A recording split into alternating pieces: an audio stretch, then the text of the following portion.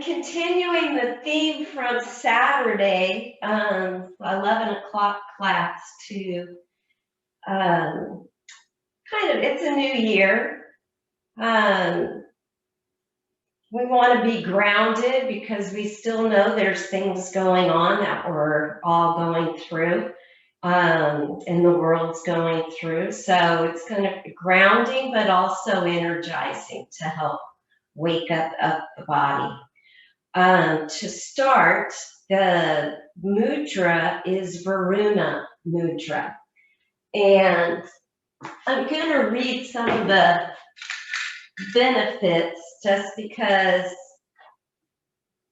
it's kind of nice to actually hear. So the Varuna mudra is of the sea, or god of the sea. And it's connecting the tip of the thumb and the tip of the pinky finger. And your ring finger kind of sticks up just because it does, because it's an awkward connection. Pinky finger is water, so of the sea, it's your water energy. And the thumb is fire, so you're balancing those elements. The rest of the fingers just relax. And it just has a lot of benefits that are great for thinking when you're starting out the new year. It's very calming, just you can tune into that, the lower abdomen, and you can just feel your own inner rhythm that is happening with your blood flow. And it reduces wrinkles and dryness of the skin. Hey, it's got to be good, right? Increases overall suppleness of the body, benefits the tendons, the ligaments, and muscles, strengthens our kidneys and bladder, nourishes the blood and the lymph system, improves memory, and it's just overall awakens the energy and the joy and the vitality within our body.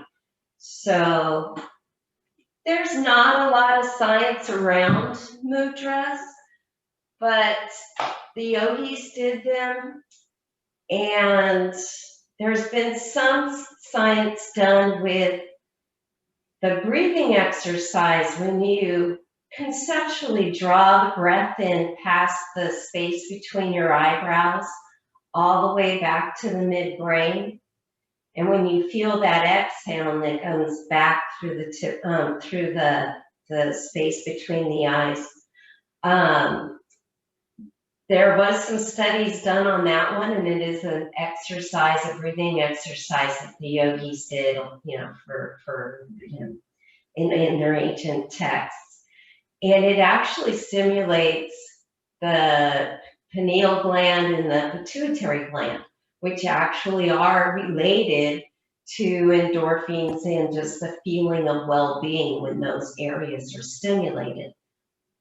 So they were onto something. So when you do a mudra, you usually sit with it for 5 to 10 minutes. You can do it up to 45 minutes. And you can do it throughout the day at different times. Different mudras have different effects. So Varuna mudra number 2 of the sea, your god of the sea. Just rest your hands on your thighs.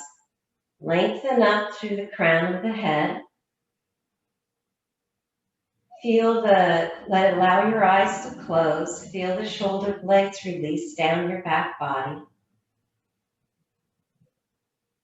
You feel the spine from the tailbone move in to the center of the body and extend upward through the crown of the head.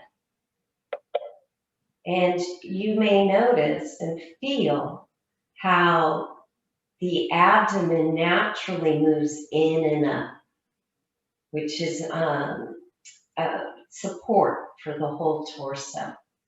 And when you can connect to that, you may start to notice it's easier to let go of the inner groins and let those release down.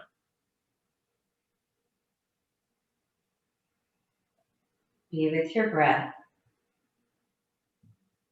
The first few breaths, follow the breath all the way down into the abdomen. When you notice your exhale, your awareness and breath, follow the breath back out through the nose. Soft and easy.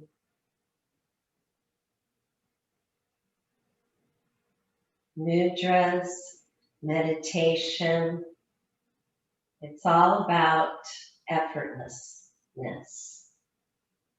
Less is more.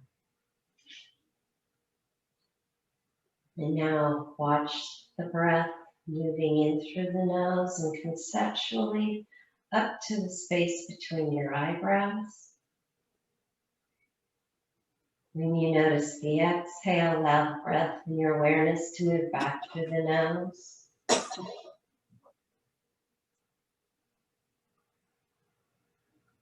Gently moving the breath softly. Feeling the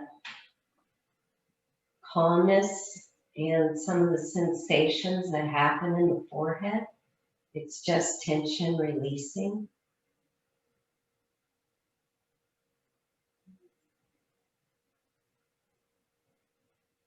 With each exhale, soften the eyes, soften the tongue. Allow the throat to relax.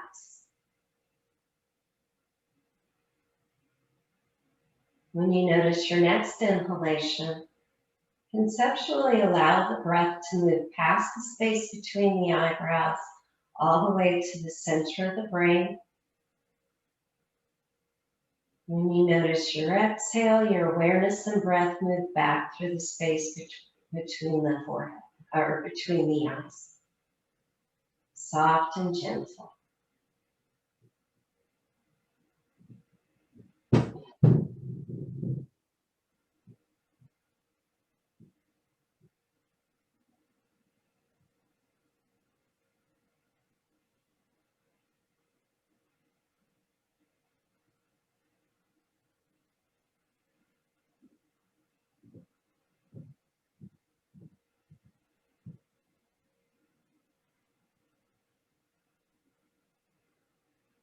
Become aware of the well-being that grows within the midbrain, that calmness to the whole central nervous system.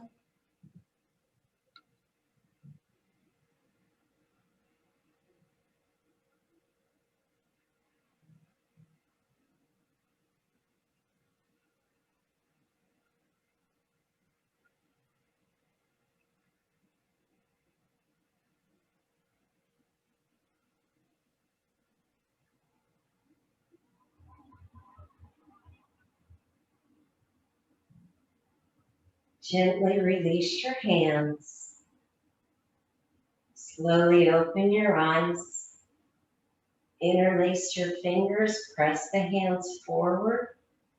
Really open up the palms, awakening the hands.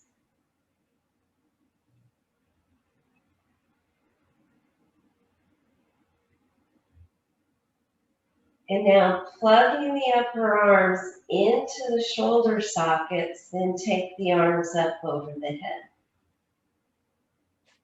Now feel the sit bones moving down into the hip sockets, into the floor, but your palms pressing upward. Keep pressing up. I'll text you. Okay.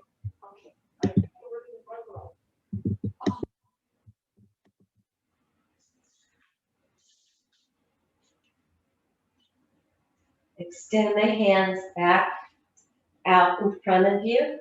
Bring them in. Change the interlock. Really press the webs of the fingers together. Press the hands away. Lift the sternum. So it's important to lift the sternum, connect to the inner groins, releasing down. So the legs are soft, but so your torso, your spine moving in and up, and your abdomen moving in and up is allowing the legs to release. It's It's also strengthening the core body. And then plug the upper arm bones into the sockets as you bring your hands up. And now feel that release in the lower sacrum, allowing the tailbone to release down. Pressing up through the hands. Breathe. Move the breath through your body. Not aggressively, but sometimes we hold the breath. So you want to make sure that it's moving in and out rhythmically at your rhythm, what's comfortable within your body. Release the hands out to the sides. Stretch through the fingertips. Now bring the right hand down. Put the left hand on your waist. Roll your chest up. Connect your left sit bone into the floor. So feel that length and this release from the left hip down into the left sit bone. Then roll your thumb back, extend your hand out, palm up, and then reach over.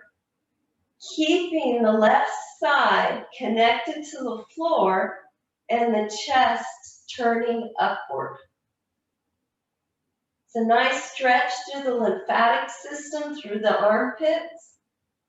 And then extend the arm out and have the arm pull you up. So you're moving the hand up and you're feeling that rhythm. Bring the hand down, place your right hand on the right hip. Roll your chest open. Release your shoulder blades down the back body so your neck is free. Breathe.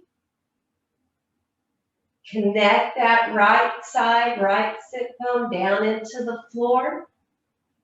And there's a release from below the navel, from the right hip. That releases down.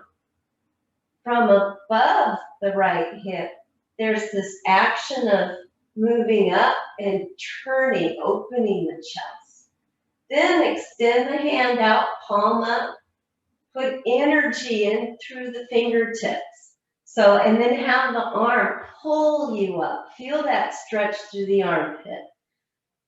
And if you like, you bend the bottom arm. Doesn't have to be a lot. And feel that nice stretch with a slight twist. Connecting the right side into the floor as you turn the chest up. Breathe. And then inhale, pulling the arm up. Exhaling it down. Press it to the other side. Reconnect your opposite side. Open up the left palm, bringing the arm up. Nice long stretch. Opening the chest. Breathe. If you can bring your bottom elbow closer, you don't have to bring your torso closer to the ground, but it's just pulling the right shoulder away from the neck. And then reach out with the hand and pull yourself upward and then out. Bring the hand down, the opposite side, but reconnect your right side into the floor. Reaching up, turning the chest up. And again, the shoulders blades move away from the neck. They move down the back body. And it's nice. You don't have to bend over more, but just take the elbow down more so there's more of a release on your left side, away from the neck. Nice. And then pull up with the arm, bringing it up. Extend the legs out, press the heels hip-width apart. I love the dogs that come to the screen to watch. Release the inner groins down. Stretch the right arm up and reach out to the left side, wherever it is, whether it's your knee, your shin, or your foot. The action is upward, turning the chest up and pressing the inner groins down, and getting length on the front body. So the upper back is moving in and up, and the legs are moving down. And when the legs move down, you can kind of feel how the front body stretches more. Breathe. Reach the hands up. Inhale, exhale, other side, same thing. Reconnect into the floor. Opening the right shoulder back. Groins down. Feel the lift from the lowest part of the abdomen of the pelvis lifting up and rolling the right shoulder back. Breathe. Inhaling down into the abdomen. Exhaling out through the nose. Come back forward. Move your blankets aside. Take a block. Put it horizontally. And your shoulder, just below your shoulders, like you're going to catch the bottom tips of your shoulders on the top of the block, and then that 2 inches below your shoulder blades will be on the block. You take the other block, you put it this way, and if you need a blanket, put a blanket over it. And then when you come back, legs bent, feet on the floor, take your shoulder blades down and lift your chest. And then you just slide your hands out as it lays your shoulders on. Then you tuck your shoulder blades right onto that block, the bottom tips. And you really open these armpits. And then bring your elbows to the floor as you lay your wrists down, palms up. And now you can stay with your legs bent, or if it's okay on your lower back, you just slide them out and relax. Allow the chest to open.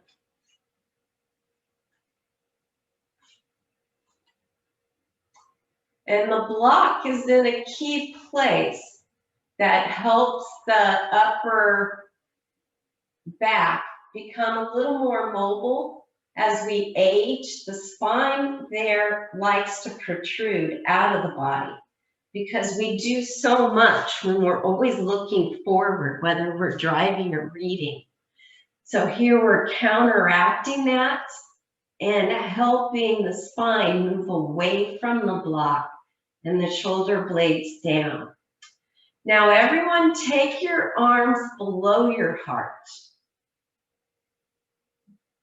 So not above the heart, below the heart. Yeah, so the arms aren't out at a T, they're more of a V shape. Then the elbows have more of a chance to release down and your chest can open. Nice. And while you're laying there, I love the story that Stephanie told last week. It was either last week or the week before, that Arun at Bijou Maroon, Arun Bijou, said that when you're doing your yoga, invite your family in, invite the pets in, have them all be a part of it. So there's not an issue with you having to be off by yourself to do it. It's actually fun to have them feel connected to the yoga.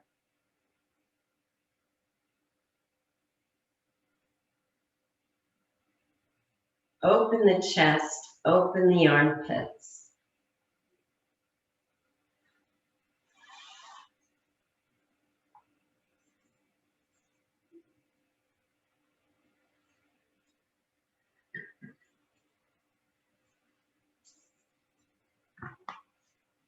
And now carefully bend the legs.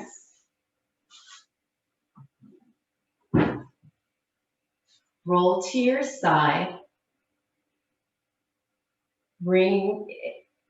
Carefully come up. Place your blocks up towards the front just in case you need them. And then come into child's pose. Actually, Adho Mukha Virasana. It's hero's pose with the arms extended. So sit on your heels. If your heels don't come down, be sure to put something between the heels and the hips so you have something to press into. Now, connect your sit bones back and down into your heels or into your lift. Lengthen the front body as you come forward. Now, if your shoulders are okay to have your arms extended, great. If not, you can do actual child's pose, Balasana, take your hands back. Otherwise, continue to lengthen the front body, extend, not aggressively, but just look forward. So there's just a moderate stretch on the throat. And then the last bit, your hands are even, make sure they're even. Elbows are lifted. Then bring your forehead to the floor to relax.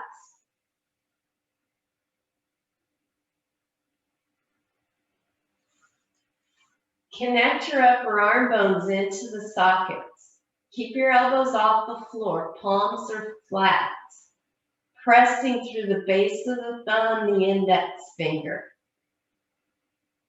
Now, can you feel by just kind of keeping the forearms and the thumb pressing down, a subtle movement of the inner upper arms gently moving away from the neck, rolling upward. And then you should feel a little release in the back of your neck. It's easier to get it when you're here in Adho Mukha Virasana. That's how your neck should feel when you do down dog. But a lot of times we start to grip across the trapezius muscles across the back of the neck. And then the neck and the shoulders start to take the brunt of the pose. So that inner upper arms need to engage and lift. Nice. Now carefully come forward. Hands and knees are slightly back, roll the toes under. Now make sure you're not rounded back, that your sternum's almost lifting forward. You have a dip between your shoulder blades. You want to keep that and be connected into your shoulders when you first go into down dog. Then inhale, exhale, come up on the neck of the toes. Lift, get that nice V shape. Let your head just hang. Here you can connect again. You lift the inner upper arms away from the legs. Press in your thumb, middle finger, index finger, and of course across the whole hand, but a little more emphasis there. Feel that V shape. Feel the abdomen just kind of sucks right up into the pelvic bowl and broadens. And then try to keep the neck is nice and relaxed. The upper arms are doing the work. The spine's moving towards the thighs. The spine's moving towards the thighs, but the arms are resisting. And then keep all that length. As you exhale, come into downward facing dog. Breathe.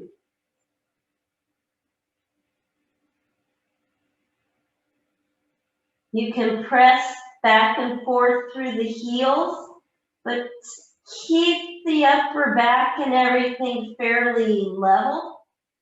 You don't dip the hips a lot, just these gentle little pumping sensation back through the heels.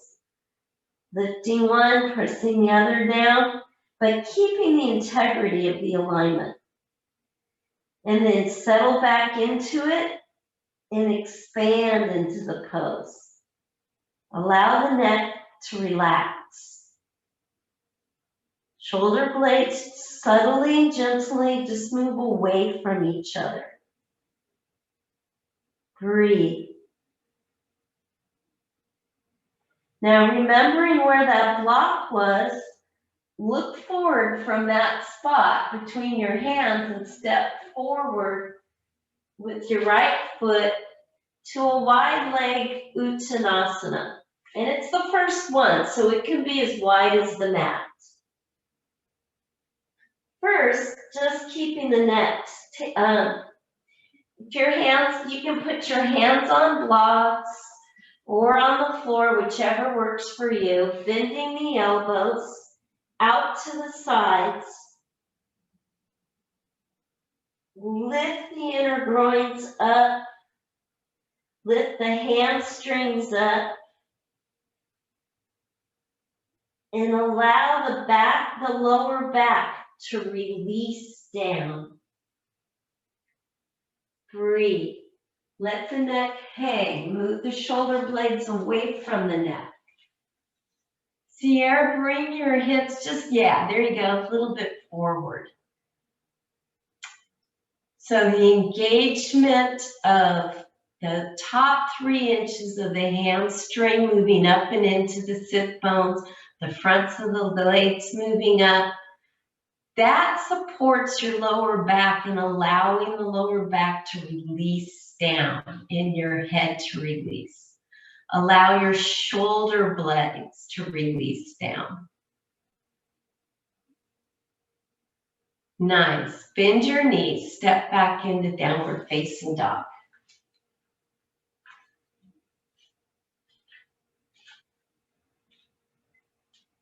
Breathe. Inhale, coming up on the neck of the toes. Taking the hips as high as you can. Come back to where you were before, back to a regular down dog. So let your heels come down. We're going to do it, start again. When you take your hips up, try not to let your shoulders move across the room. The shoulders stay there. Inhale, just take your hips up when you take your heels up. Much better. Nice. Breathe. Connect the legs. Open the backs of the legs. Hamstrings up. Fronts of the legs up. You may start to feel the abdomen start to lift and broaden and the waist feels real narrow. Keeping all of that, exhale and come and release your heels back. Letting the spine move towards the thighs. There's always that little resistance in the arms. Let go of the back of the neck, let the head release. And now where the block was, look forward and step forward with the opposite foot into Uttanasana.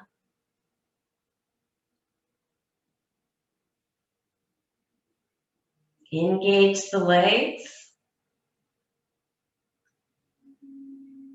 Place your fingertips either on the blocks or the floor. Make sure your hips are right over your heels. And from where the block was, pull your chest forward. Concave back. Nice. Hands back by hips. Now so don't curve your back down and forward. Keep the concave back. pushing the spine and the sternum forward, pull with the arms and come up. Nice.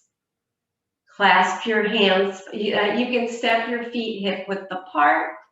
Clasp your hands behind your back. Stay facing forward. Yeah, stay facing the narrow end of your mat. Clasp the hands behind your back. Keep the upper arms plugged into the shoulder sockets. Don't pull them out. Slightly bend the knees. Inhale, exhale, and extend the hands behind you. Take them away from your hands. Not coming forward. You're just extending the hands back. You're still standing up. Nice. Take the hands away from your back the best you can. Yeah. And then release, change the interlace. Inhale, exhale, extend the hands away from the sternum. Be sure to watch the abdomen. The tailbone releases down. The abdomen is still lifting in and up. Yeah, lifting the chest. Nice. Bend the hands. Change the clasp back to the original way. And now inhale, exhale, come forward with your hands clasped in Uttanasana, forward bend, lifting the arms straight up. Pull your chest forward. Yeah.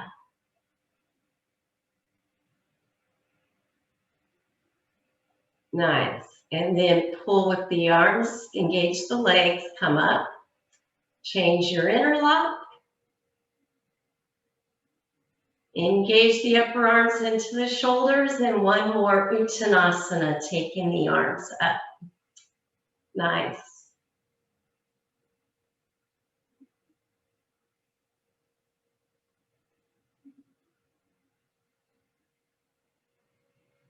Pull with the arms and come back up. And it's kind of fun to put the fingertips at the tops of the crease of the legs and come forward into your standing forward bend. Uttanasana. Engaging the legs. Bend the knees. Place the hands on the floor. Step back into downward facing dog.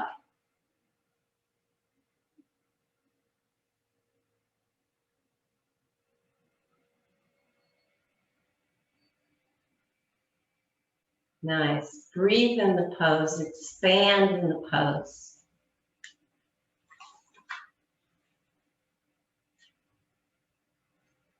Look forward from that spot where the block was. Look forward and step forward back into Uttanasana. Pull your chest forward. Roll the shoulder blades back. Now you can either take your hands back on your hips or extend your arms forward, engage your legs, and come all the way up into Urdhva Hastasana. Did I tell you this was going to be an energizing sequence? So please turn the palms forward. Inhale, exhale, Uttanasana. Bend the knees, place the hands. Step or jump back to Adho Mukha Svanasana. Inhale, exhale to plank pose. Turn the palms out, plank pose, tailbone towards the heel. Pull the chest forward into up dog. Lift and pull the chest forward. Inhale, exhale, pull back at the tops of the legs. Adho Mukha Svanasana. Breathe. Look and step or jump forward. Release your head down, Uttanasana. And either pull back with your hands to come up or engage the legs, extend the hands up. Urdhva Hastasana. Feel weight in your heels, energy out the tops of the fingertips. Tailbone releases down. Utkatasana, chair pose. Lift the elbows away.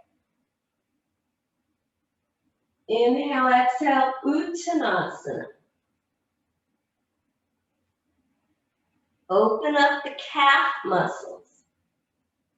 Breathe. Bend the legs, step or jump. Back to down dog, Adho Mukha Svanasana. Expand in the pose. From that spot where the block is, you're going to come forward to plank. Turn the palms out. Plank pose. Keep the inner groins lifting, and then pull the chest back, or through the chest, up dog. In up dog, it's important to keep the tailbone moving towards the heels. Now the tops of the legs, pull. Put you back into down dog. Stand in the pose. Breathe. Look forward. Step or jump. Uttanasana. You may start to feel a little more limber. Feel weight in the heels. Bend the knees. Extend the arms forward. Chair pose. Utkatasana. Breathe. Pull with the arms. Urdhva Hastasana. Coming up with the Tadasana with the hands extended. Press weight into the heels. Energy out the fingertips. Turn the palms forward. If it's best for you, you can bring the hands back by the hips to come into Uttanasana. Otherwise, engage the legs. Exhale, Uttanasana. Pull the chest forward, concave back. Inhale, exhale, release the head down. Bend the knees, step or jump back to Adho Mukha Svanasana. Breathe in the pose. Allow your body to start feeling a little more limber. Look forward from that spot where the block was and step back or jump back into Uttanasana.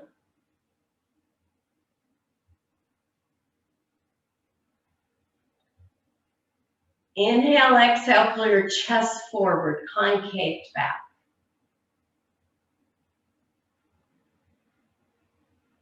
And now either engage the tops of your legs and either take your hands back by your hips or extend the arms forward and come all the way up. Urdhva Hastasana. Breathe. Feel weight in the heels, stretching out through your fingertips. Utkatasana, chair pose. Top through the 3 inches just above your elbow, lift from there. And feel where that block was in the beginning of class and lift. Nice. Forward bend, Uttanasana.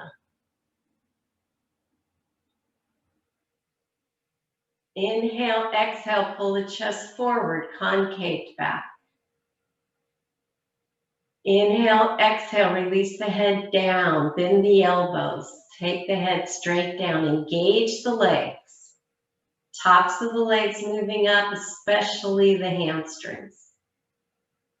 Allow the armpits and the neck to release down.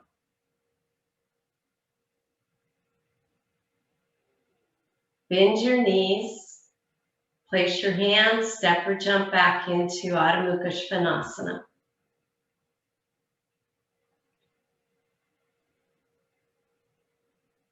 Stand in the pose. The arms are always resisting away from the floor.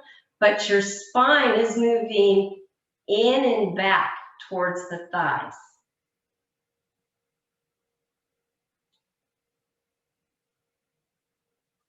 Now walk your feet forward, your hands back so you come to the middle of your mat in Uttanasana. Have your hands on blocks if needed.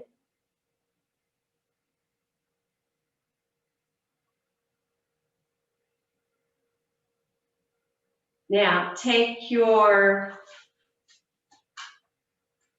right hand out to the side in front of you. You're going to hold on to your left ankle, and you're going to take your right leg up, Ekapada, Uttanasana, leg down, extend through the inner leg, up through the toe. Really lift. Bring the leg down. Feel your Uttanasana.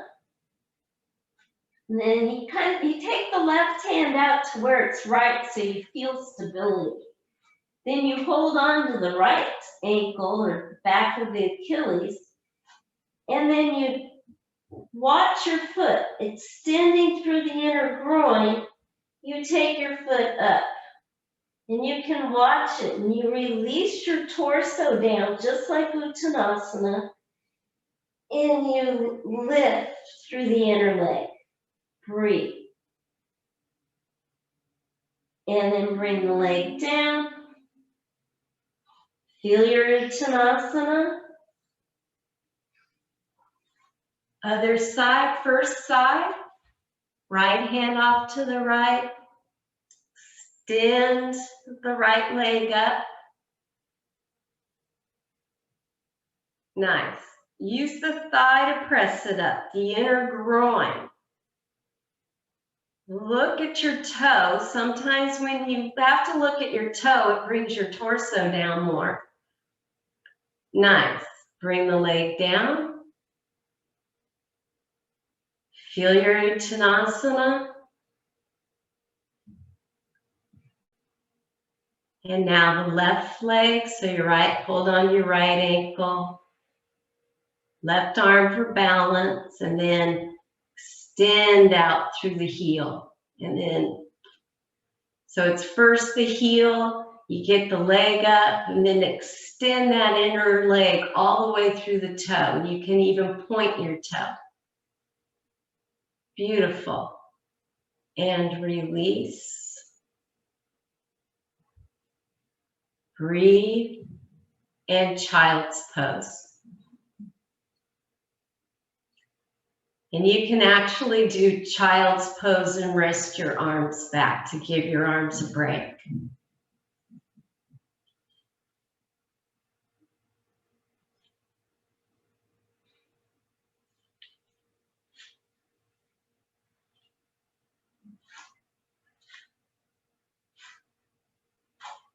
And carefully come up.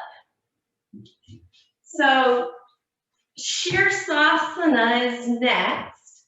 If you're not doing Shirsasana,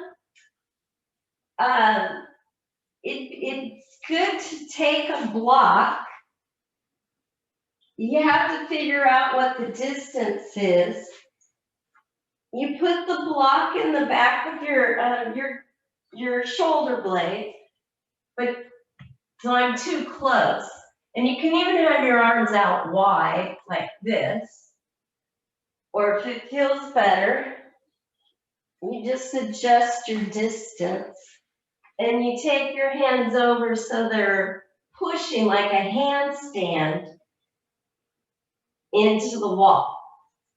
And you press through the heels. So that's if you're not, that's one option for instead of doing Shirsasana, headstand. The other option is Prasarita Padottanasana, and you can place your head on the block and you can be in wide leg pose. Otherwise, if you're doing, and if you have ropes, you can hang in ropes. Otherwise, Shirsasana, headstand. Placing your hands, your elbows down, release your neck. So, some people are already up. Okay, Mary Wilson, bring your feet together. Heels apart, big toe mounts together, Mary. Yeah. Press the forearms down.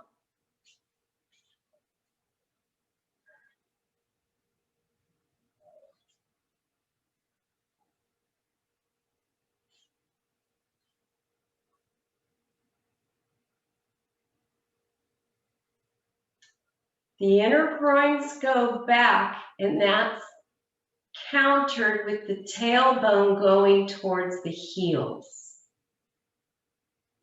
Now, those in Shirsasana, flex your feet and really push up through the heels. That helps you connect into the inner groins, taking the inner groins back, the thighs back, but you're balancing that with taking the tailbone towards the heels. Come down at any point. You don't want to overstay in Shirsasana. It won't be a long, we've only gone a minute, so, well, a minute and a half, so we're only going to go another minute or so. It won't be a long one.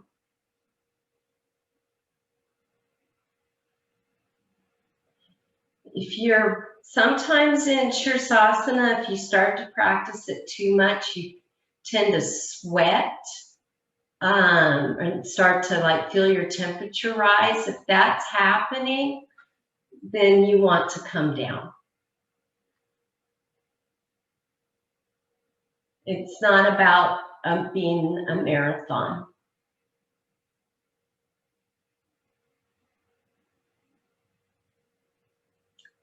Press up through the heels. Then extend the toe mounds up, the balls of the feet.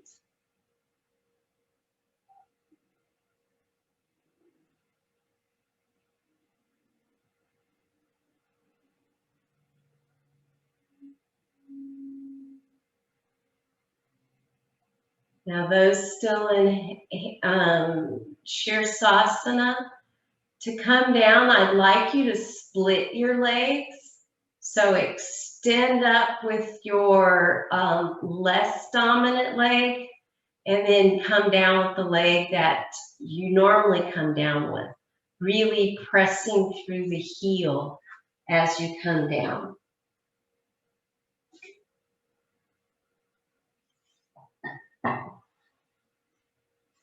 And then everybody, Virasana.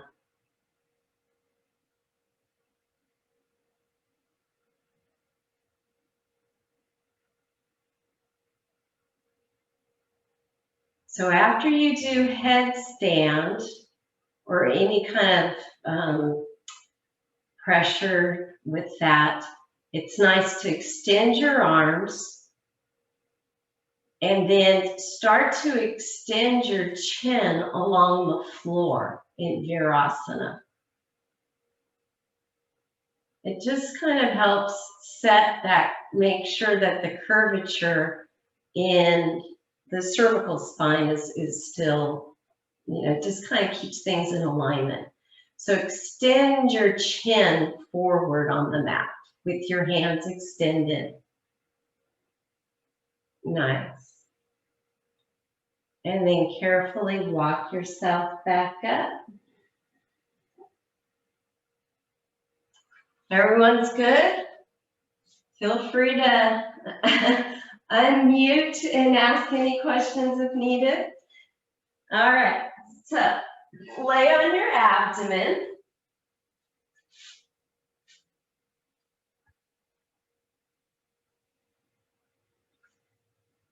Extend the tops of the legs, extend the legs back away from the torso, lengthening them out.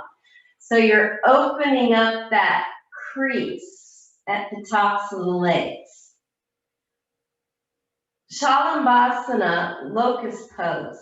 So take your hands back. The first part, keep your toe mounts together, tops of the feet pressing down. The first one we do, we're not going to lift the legs. Make sure your tailbone and your hips are pressing down into the floor. You're on your forehead. You extend your hands back. Inhale, and on your exhale, lift your chest. Pull with your arms straight back. The tailbone moving down takes it out of your lower back. And then come down. Place your hands underneath your shoulders. Cobra pose. So you're going to keep the crease of your thighs on the floor. Press the legs down. It's a cobra, so the big toe mounts are together. Hands are still just back by just below the shoulders. Pull the shoulder blades away from your neck. Inhale, exhale, press the legs down, push the hands and lift. So you're just coming up onto the pubic bone. Nice. Roll the shoulders away and lift the chest. Nice. And then roll back out of the pose. Rest your forehead on the floor. Extend your arms back. This time the legs, so big toe mounts together, heels together. If that feels okay on your lower back. Otherwise, you keep your feet apart. But if it's all right with your lower back, you keep the feet together. The full locust pose, Shalabhasana. Inhale, exhale. Lift the legs, pull the arms back. Tailbone down. Lift the sternum, right where that block was. And then come down. Breathe. Place your hands under the shoulders. Press the legs down. The knees lift, but the tops of the feet and the thighs press down. Tailbone goes towards your heels. It's like your hands are pushing into the mat forward like that. Inhale, exhale, cobra pose, Bhujangasana. Lift out of your shoulders. Your arms don't come into full straight. They are slightly bent. You're creating the hood of the cobra. Breathe. And then roll out of the pose. Rest your forehead. Breathe. Bend your legs back towards your feet and grab your feet. Bow pose, Dhanurasana. Now, I find it's better on the knees. And Kristen, if your knee is hurting, you may not want to do this. So just see how it feels. Press through the heels. Flex the foot. So not pointed, but flex. That tends to really engage the tendons around the knees. And people tend to have less issues. Before you even come up, you want your upper arm bones engaged. You want to feel your sacrum broaden and the tailbone move down. And when you move your tailbone down, it's almost like your thighs naturally lift off the floor. And the key to this pose is to push the feet away from you. You're pulling up. So pull, come up, Dhanurasana, pressing the legs away from you. And it's a firm pushing away. Breathe. And then come down. Hard to do the pose and talk. Hopefully you got that. Breathe, bend the legs, grab the ankles. Engage the upper arms into the sockets. Release your neck. Feel the tailbone before you come up. Feel the tailbone move down. Feel how that prompts the thighs to lift. And then inhale, exhale, and come up into Dhanurasana, boat pose. Breathe. Pull the legs away from you. Your arms are pulling them up. Your legs are pulling away and up. Nice. Carefully come down.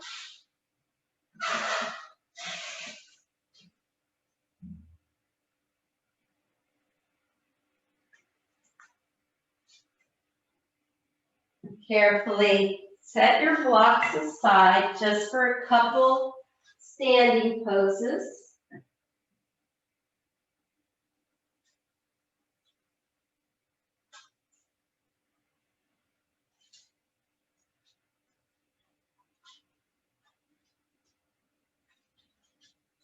So Tadasana in the middle of your mat. I'll move mine back.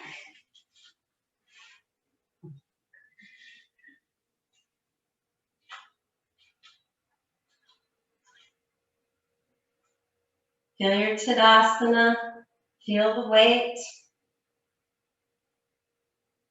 Inhale, step or jump your feet wide.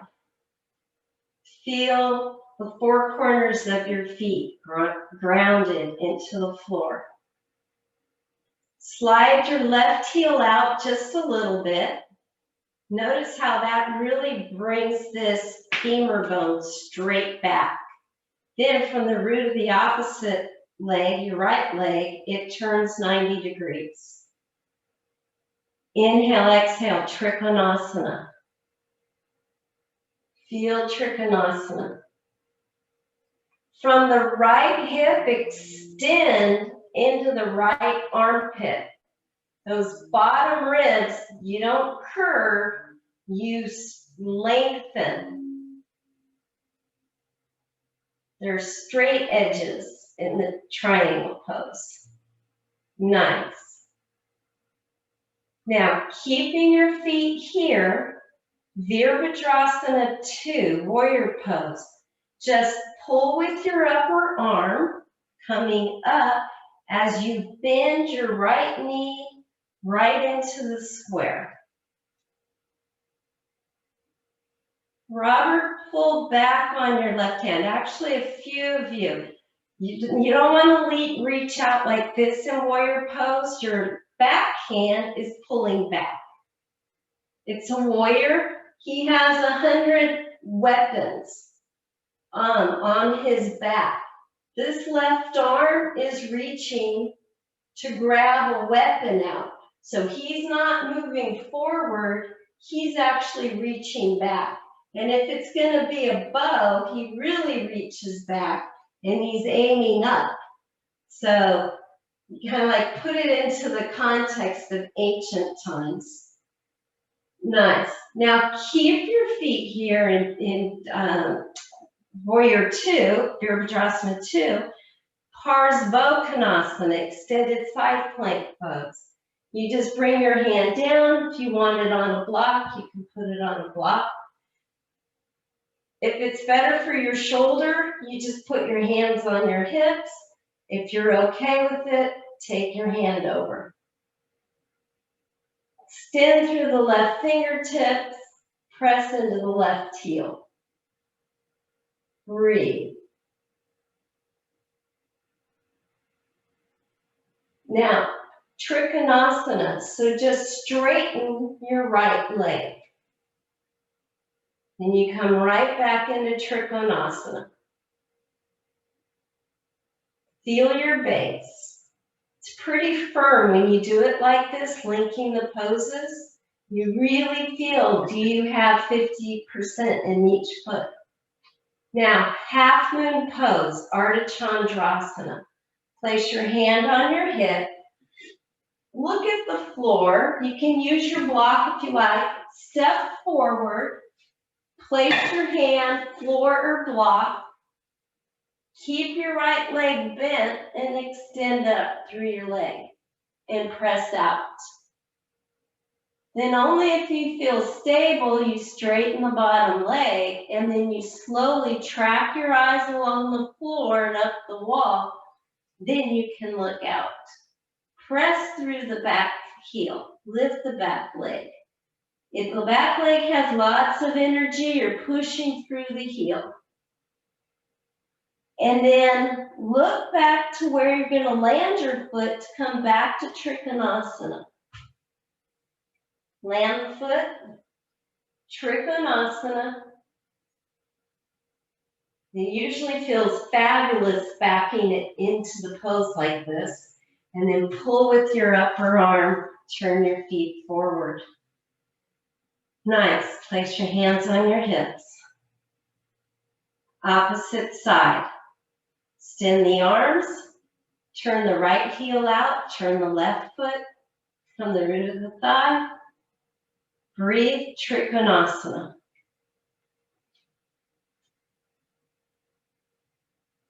Nice. Extend from the left crease of the top of the left thigh to the armpit, lengthening those bottom ribs.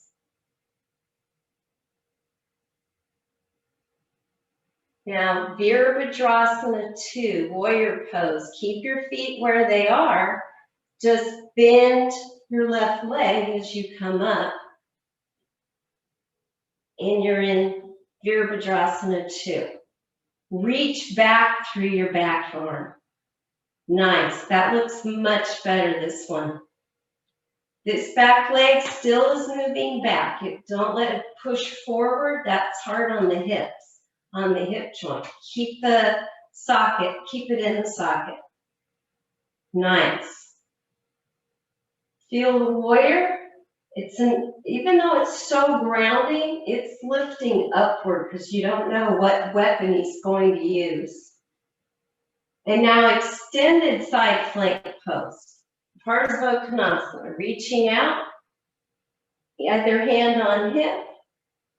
Reach out through the fingertips, press through the back heel. Breathe.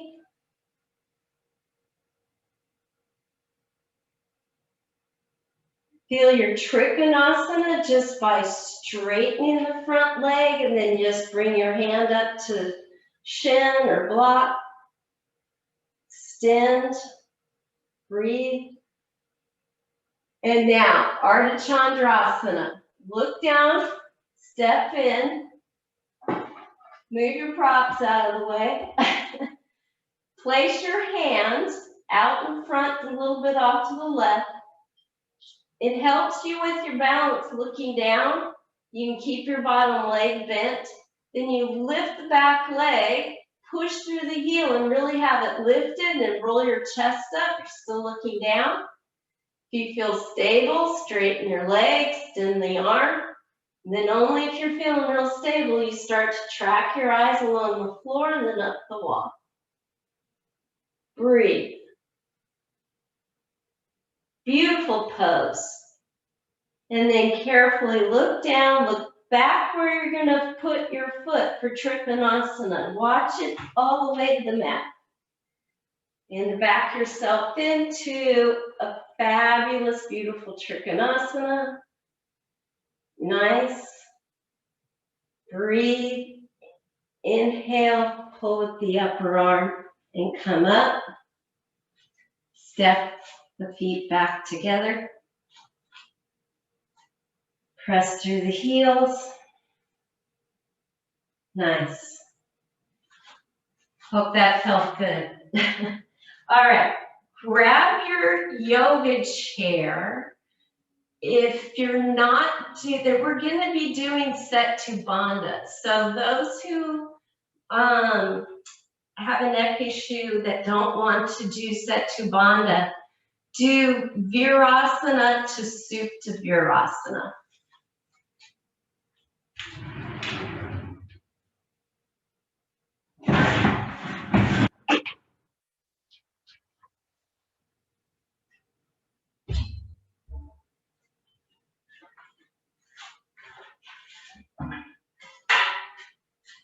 So with the chair, set up your blankets like you would for a shoulder stand.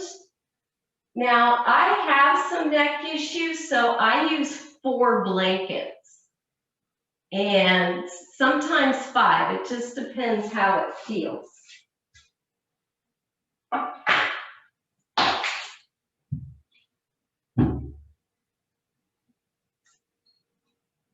Now, the fat fold is away from the seat of the chair.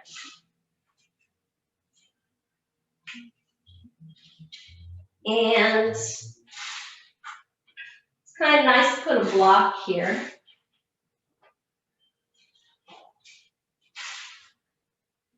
So it's going to be set to Banda, but from here we're going to go into shoulder stand.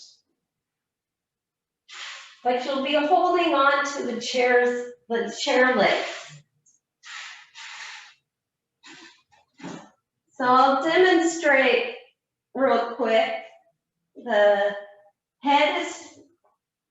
shoulders are on the blankets. Just the bottom, less than a third of the neck is on the blanket. The rest of the neck can be loose. You place your feet on the chair and hold on to the chairs with the chair legs. Walk your shoulders towards each other, not away. When you take the shoulders totally away, it actually can like start to flatten the curve in your neck. So I like to walk the shoulders towards each other, and then that lifts C6, C7 off. And your gaze is towards your chest.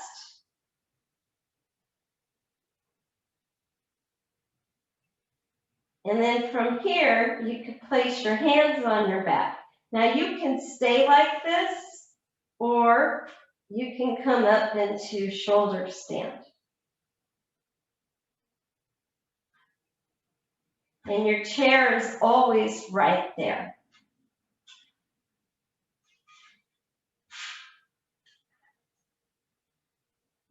So, place yourself on your blankets. Make sure they're set up like for shoulder stand. Have your hands holding on to the chair. So at first you want to firmly have the chair. Now walk your shoulders towards each other so you actually feel C6 lift off the mat. Robert, you could move so you have your feet on the wall, and you could use the wall to lift up. I wonder what that would be like. You have an awesome space there.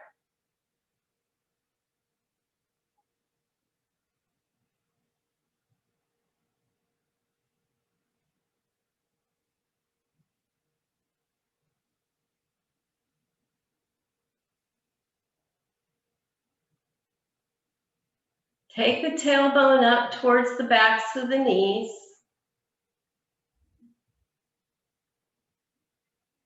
Really lifting and opening the fronts of the legs. Take the right leg up, extend it up, and push through the heel.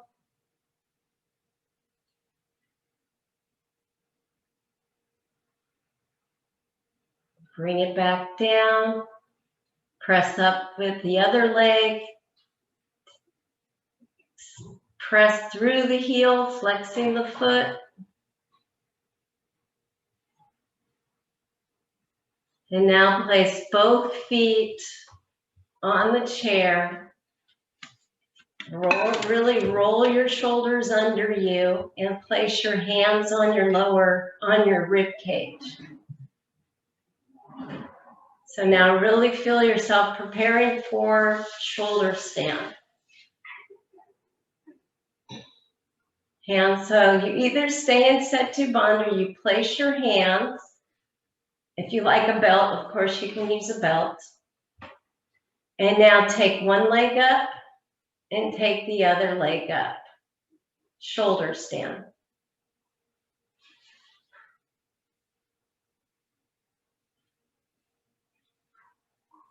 Yeah, good call, Elise. Yeah, I always prefer it with the belt because I have tight shoulders. Now, big toe mounds together, heels wide, push up through the heels, and try to walk your hands further down your back. Nice call, Mary, Helmick. Yeah. After Virasana, you can come up and then do Supta Baddha Konasana.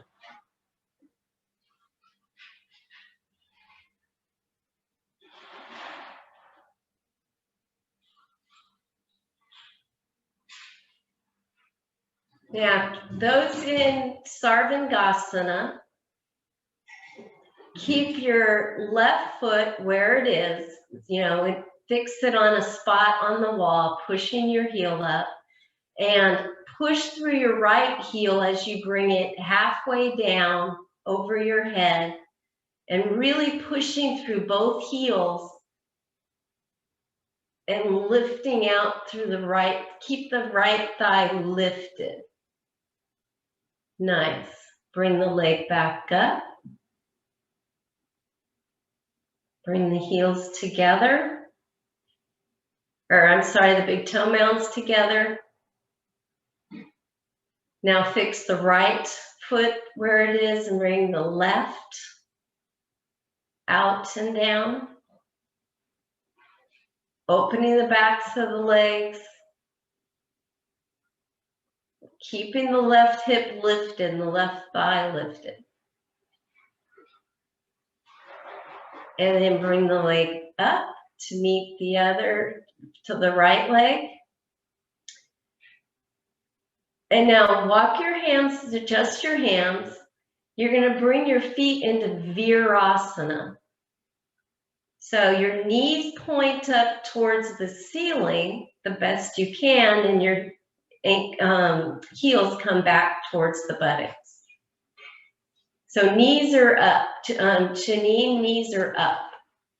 Yeah, there you go. Knees up, feet, yeah. Knees together, knees together. Okay. And then extend the legs up.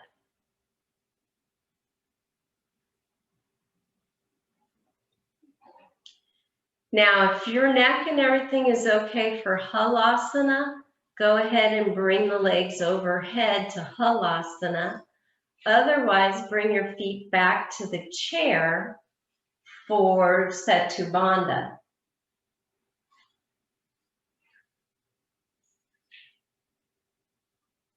And then you can grab the chair legs again or clasp your hands underneath.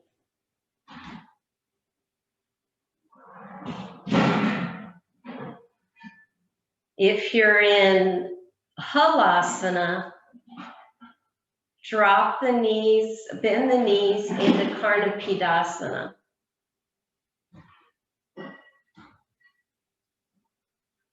The knees come down towards the ears, and then you either take your hands and hold on to your feet, or you hold on to the backs of your thighs. And it also feels really nice on the neck.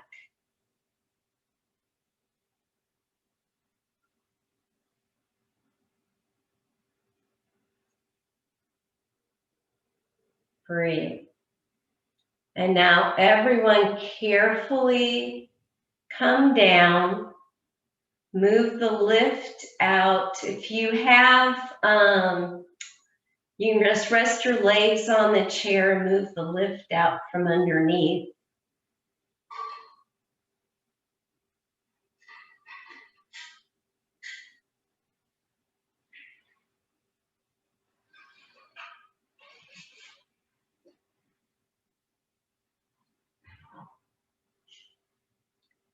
And then push the chair aside Place the soles of the feet flat on the floor. So you're now fully flat on the floor. You want to remove all lifts.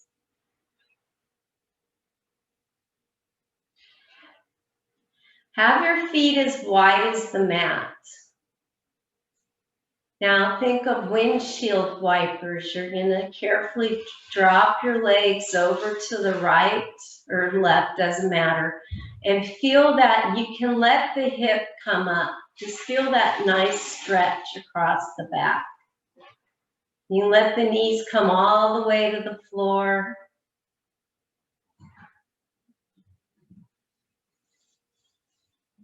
So Polly, it's fine to do it like that if that's better for you, but what we were doing, we're keeping the soles of the feet on the floor. Yeah, feet wide, really wide. No, feet wide. Take your feet, yeah, like that. So then when you drop your knees to the right or left, they come apart. They don't stay. Yeah, there you go. It's a little different than the other, but real slow and mindful. So you have this nice stretch in the lower back. Great.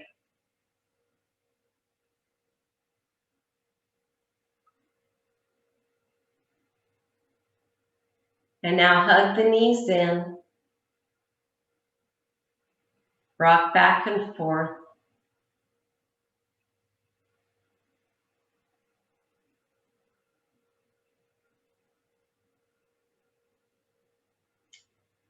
And now Viparita Karani.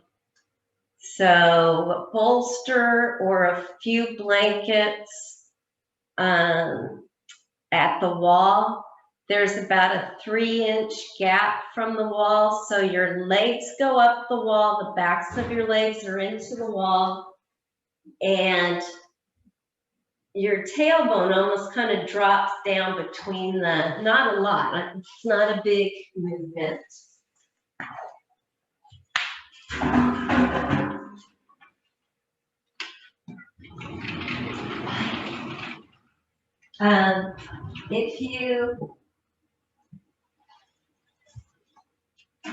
If you practice this pose regularly, feel free to put another blanket up on it if that's helpful for you.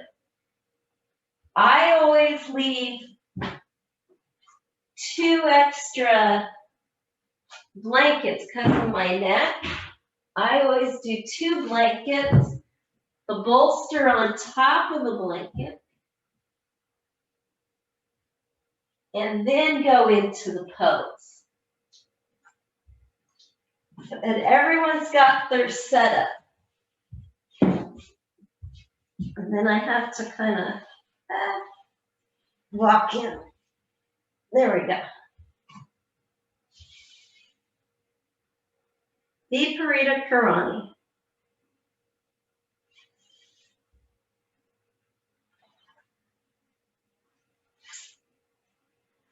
So either flat back, if that's better for you, or Viparita Karani. Fountain pose. Iyengar often calls this the fountain of youth. Allow the eyes to close.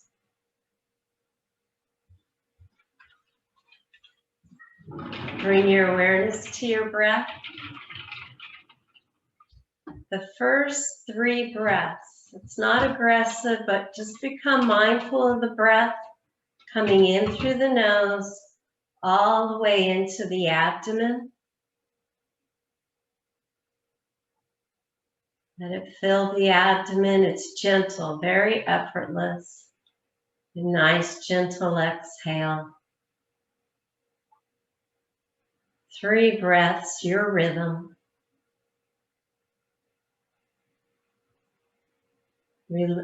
Release the body, allow the chest to open. Each exhalation.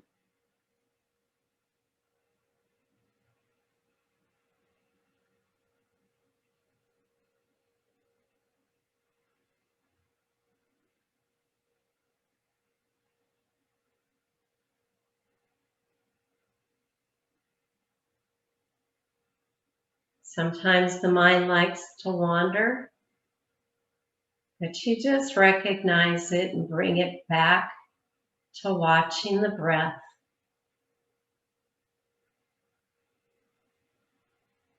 How the breath is different in this pose. You're now inverted, but it's a gentle inversion.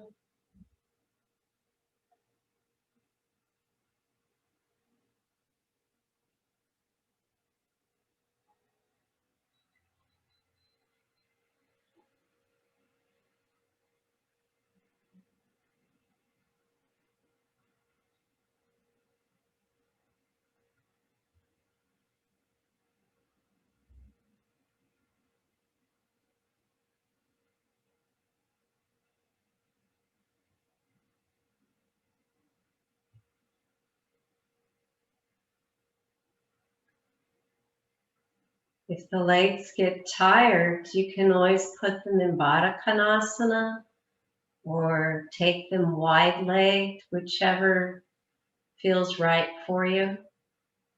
It's nice to do this pose for a minimum of 5 minutes.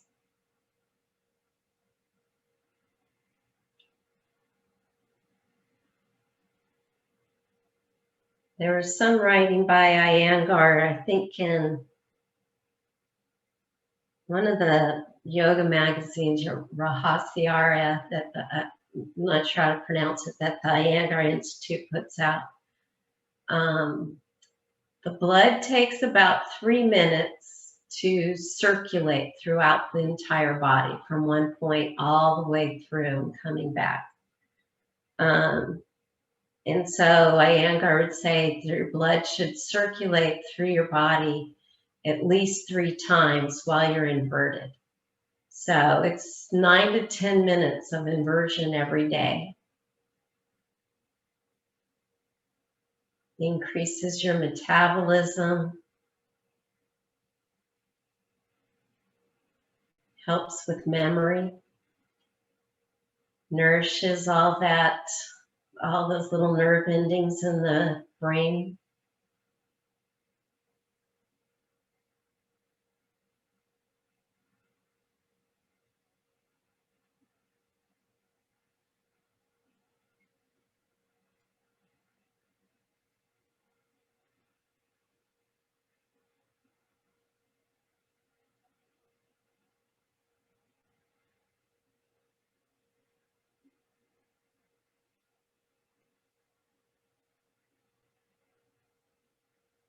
If you're perfectly happy in this pose, feel free to stay in it. Otherwise, if it serves you better to come into a flat traditional shavasana or a different shavasana, feel free to do that.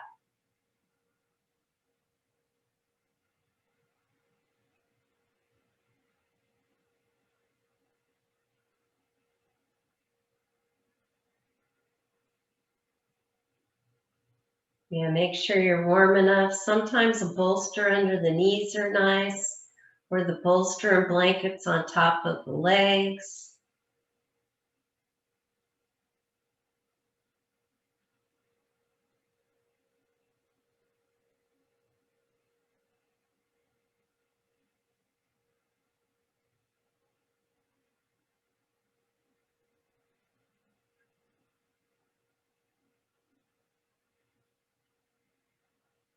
Become aware of your breath. 5 counts in, 5 counts out. It's your rhythm, your breath. Allow the breath to be even.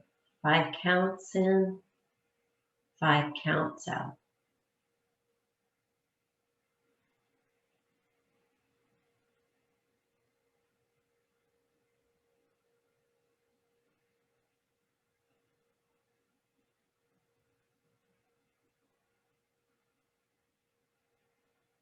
See if your body, your breath is okay with letting your exhale just be a little longer. Settle into the exhalation. Each exhalation, thank your body.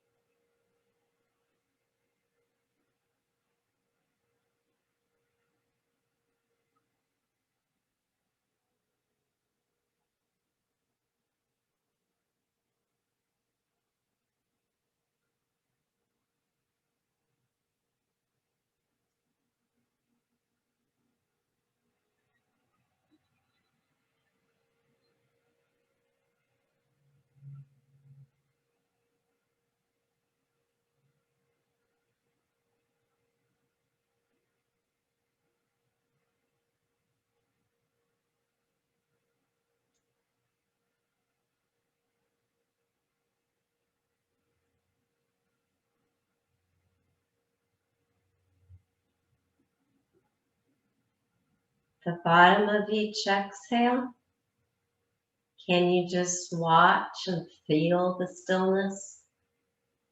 And then just watch the body draw in the next breath.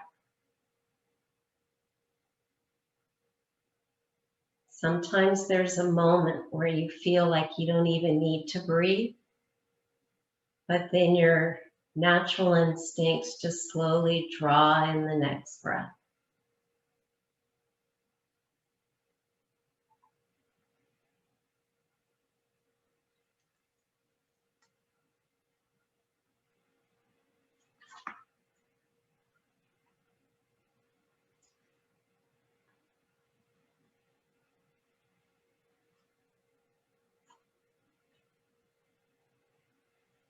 Slowly start to bring your awareness back.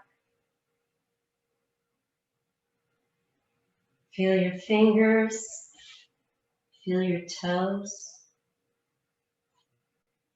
Become aware of your personal space.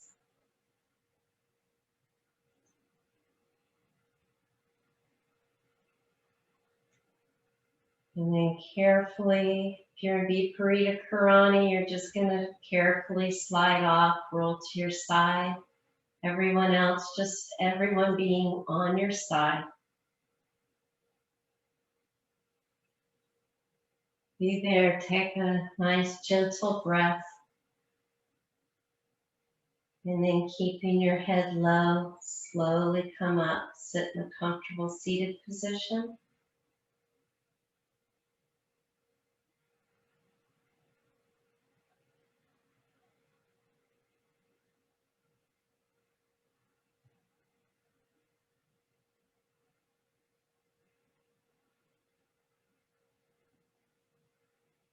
Loka samasta sukhino bhavantu. Namaste.